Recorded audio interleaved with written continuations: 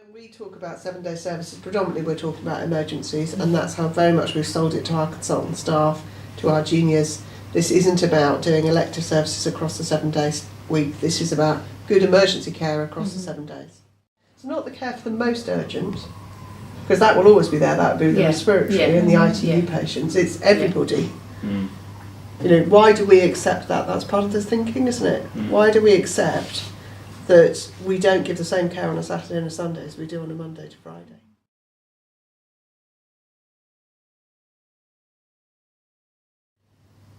So some of it, I'll give my version of the answer. I think with the doctors, I think a lot of them have recognised that the driver of this has been clinical safety. That they recognised and felt it was not as safe at the weekends as it was in the week. So I think that's been the driver for the clinical staff. But a second driver I think they've also recognised is efficiency. That actually if they're here at the weekends, driving the patients through their treatment pathways, that means they do go home more quickly, which means on the Monday when you come in and you want to do your big operation, there is actually a bed for your patient to go in. Hospitals traditionally, if you look at how hospitals work, they will be really busy Monday, Tuesday, they empty out by Friday, they fill up over the weekend, they have an awful Monday, Tuesday, this cycle. And this is about flattening that cycle. We have increased discharge at the weekend, and that's helped us flatten that, because actually having a good Monday, Tuesday sets us up really well. For the last 2 or 3 years now, had a really good system, and Jules gets involved in this, in reviewing every death in hospital. The group of consultants and clinicians who review every death through our IMEG process. And through all of that, what we've now started to ask ourselves every time is, when something did go wrong, so either one thing or a series of things, was that in hours or out of hours? Was that the weekdays or was it the weekend? Was there some impact that we didn't have the full team there, the right decision makers at the right place at the right time, that caused these problems for these patients? And so I think for me that's been a cultural change around safety, and it's no longer acceptable to say, oh, well, that was all right because it was a Saturday, or that was all right because it was 2 o'clock in the morning. No, actually we should be as safe and as efficient and have really good patient experience 7 days a week, 24 hours a day. And as a patient, you shouldn't feel the difference between weekday and weekend. Now, we still have a difference, and I agree, things like therapy, there still feels like there is quite a big gap. And we try to gently challenge colleagues now, and they'll say to me, so the pharmacist will say, it's really, really important that everybody gets a medicines reconciliation. Like it almost seems to be it's only important on a Wednesday, because you're not doing it on a Saturday. And they'll just look at me and go, oh, all right. And it's that gentle challenge that when people say something's really important because it's about clinical safety, then you have to do it 7 days a week. If it's really important that you get to theatre with your trauma within 4 hours, then that has to happen 7 days a week. It can't just be really important on a Thursday, but it's not important on a Sunday.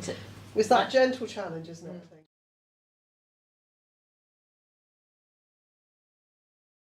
It's been interesting, I think, when we've been out and talked to the consultants who are here they're going round their wards on a Saturday and a Sunday, and what they'll say is, but Jane, what you have to realise is I'm going round alone.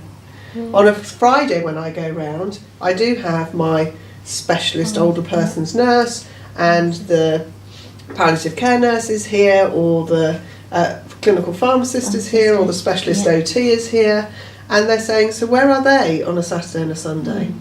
And I think that's a whole different workforce piece, because I think we do have some roles that are Monday to Friday, and they are specialist roles. Now, I'm not saying that people have come off 24-hour rota into those specialist roles just to go Monday to Friday, but some of them have, because it suits their family life predominantly, or their life, that they no longer want to do Saturdays and Sundays and nights and days. They want to do some kind of 9 to 5 role. And what we're finding with those 9 to 5 Monday to Friday roles now is we now need them to work Saturdays and Sundays. So I think the pharmacists are coming to speak later, aren't they? I think they're on the agenda. That's been a particular group where they've always done a degree of on-call, but there's sort of 100 pharmacists and they have one person on call. So your frequency of on-call was not very regular. What we're now asking for is a lot more pharmacy cover at the weekends, And when we talk to Sue Lads, who's our lead pharmacist, and what she'll say is, of course, as you qualify as a pharmacist, you have two options then. You can go into commercial pharmacy, so the pharmacists that work in boots, and they require you to be doing 8 a.m. till midnight, 7 days a week across their coverage, or sometimes 24 hours a day in the commercial sector. Or you come into the hospital sector, where more traditionally it has been 9 to 5. So some people have made a preference based on the hours and how they wanted to live their life. And now we're asking those group of staff to actually work across an extended 7 days. So actually, in a way, the doctors have been an easier group because they've always worked across the 7 days. They've always understood that as both juniors and seniors, there would be a degree of 7-day working. There are other groups of staff who've chosen to go into a 9 to 5 profession, who we're now asking for ward clerks at the weekend, we're asking for pharmacists and therapists, and we have to get to a point where the whole team are there at the weekend, because that's one of the big differences now. We wouldn't ever imagine that we're going to say to you, well, you need drugs every day, but tell you what, we can only give you them Monday to Friday, hope you're okay, until, over the weekend. But we had got into a bit of a culture with some patients where actually giving them really, really good therapy input Monday to Friday, but actually then Saturday and Sunday, nothing until we come back on Monday. Well, I think if you think about it as a prescription, that we are going to say, the thing that's going to make you better is really good physiotherapy, then that's about changing the thinking. We're talking about how do we start to change the thinking about 7-day services. Sometimes it's just an opinion that's needed. Now, arguably you can wait for that opinion, but you're waiting doing nothing. So you're not getting any worse, but you're not getting any better. And so it's really about whether you're giving people treatment or whether it's an opinion.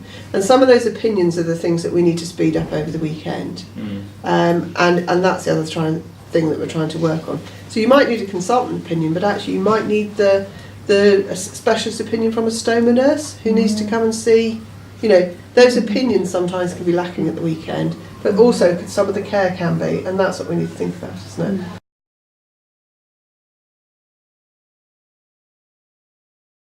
The payback for us should be better quality of care for the patient, but actually reduction in length of stay. So we are a completely full hospital. We have every bed open every day, and the only way that we can increase the number of patients we see is to reduce length of stay.